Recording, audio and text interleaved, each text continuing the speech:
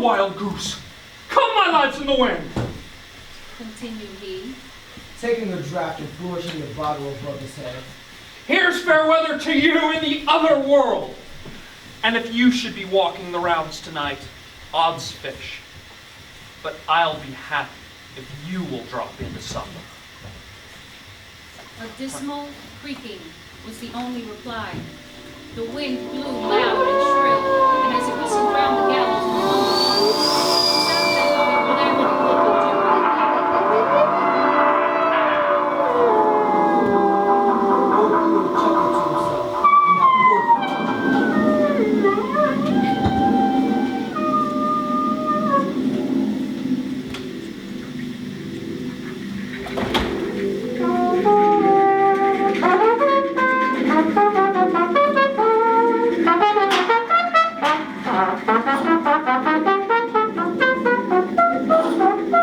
Old Peter chuckled to himself, and now and the lightning kept up an incessant blaze. It will start at midnight before it can get at noon. Dripping and shivering, Max can't crawl It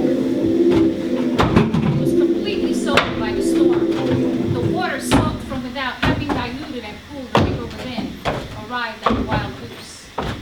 He knocked timidly and dubiously at the door, for he dreaded the reception he was to experience from his wife. He had reason to do so. She met him at the threshold, and a precious ill humor. Is this a time Said she, to keep people out of their beds, to bring home company, to turn the house upside down? Company? Said Vanderskamp, meekly. I have brought no company with me, wife. No, indeed, they got here before you by your invitation. Blessed looking company they are, truly. Vanderskamp's knees smote together. For the love of heaven, where are they, wife? Where? Why, in the blue room, upstairs, making themselves as much at home as if the house were their own. Vanderskamp made a desperate effort, scrambled up to the room, and threw open the door.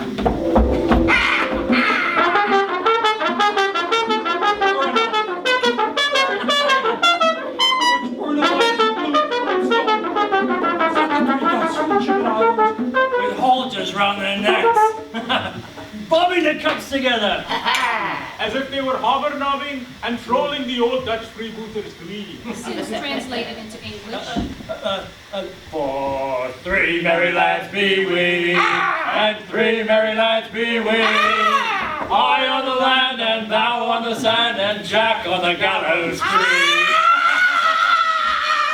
Vanderskamp saw and heard no more, starting back before he missed his foot on the landing place. and fell from the top of the stairs to the bottom. He was taken up, speechless.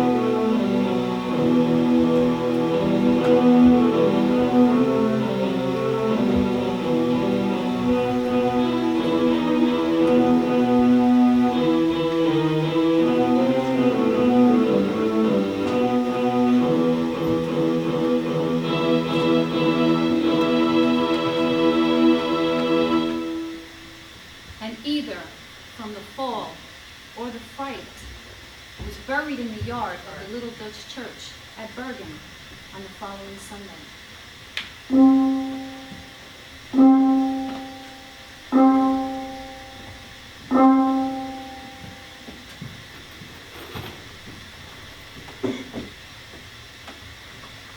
From that day forward, the fate of the wild goose was sealed.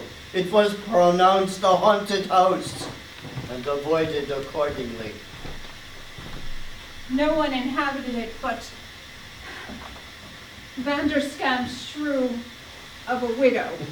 And no Pluto, and they were considered but little better than its hobgoblin visitors.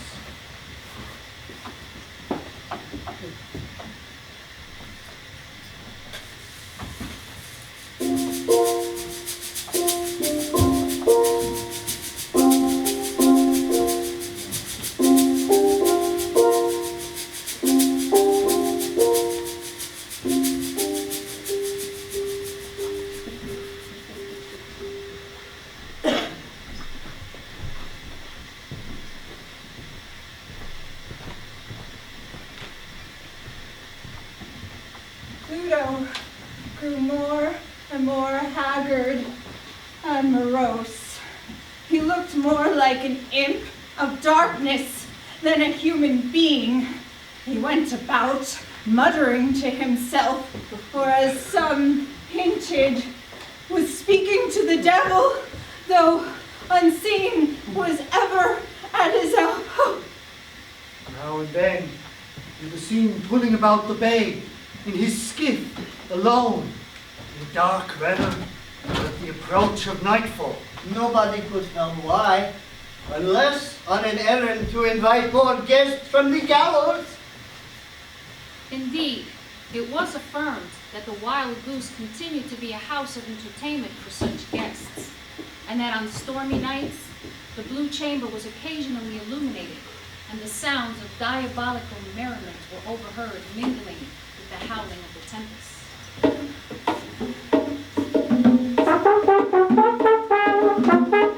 Two or three piercing shrieks.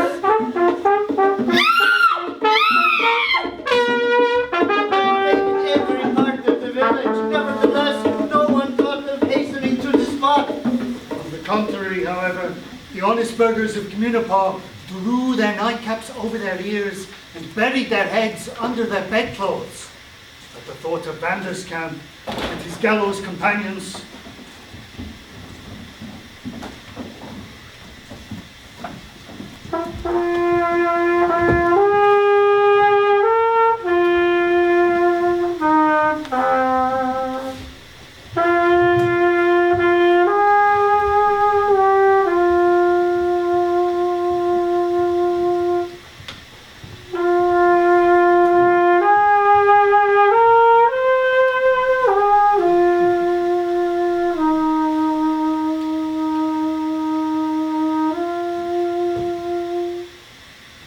Next morning, some of the bolder and more curious undertook to reconnoiter.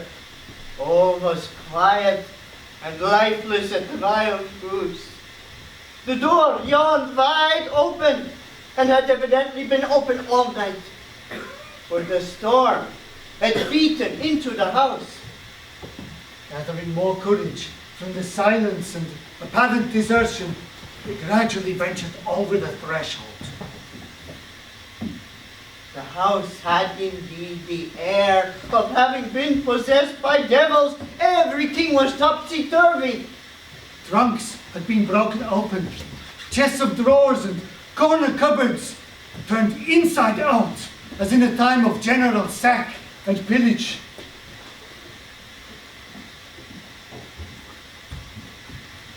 But the most woeful sight was the widow of Janos Vanderskamp, extended a corpse on the floor of the Blue Chambers with the marks of a deadly gripe on the windpipe. All now was conjecture and dismay at Communipaw. The disappearance of old Pluto, who was nowhere to be found, gave rise to all kinds of wild surmises.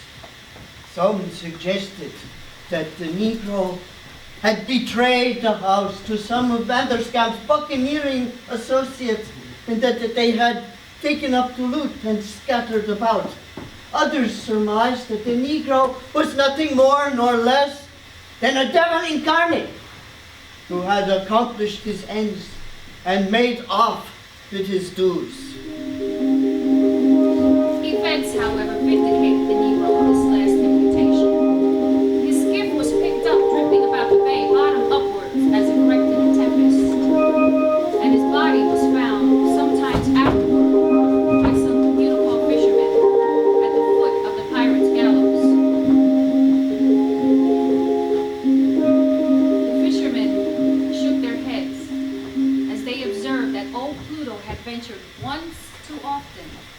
to invite guests from Gibbet Island.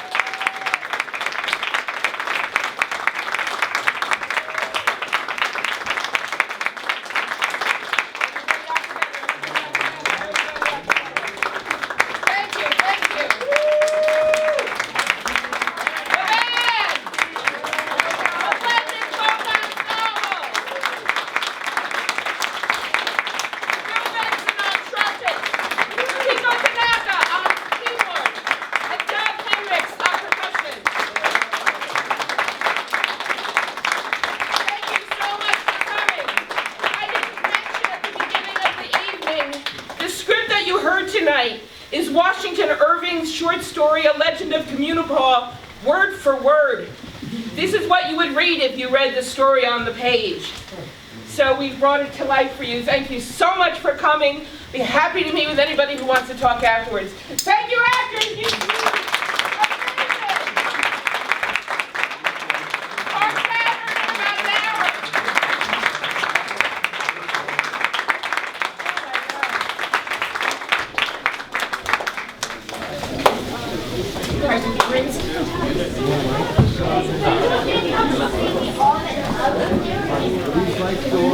Thank you.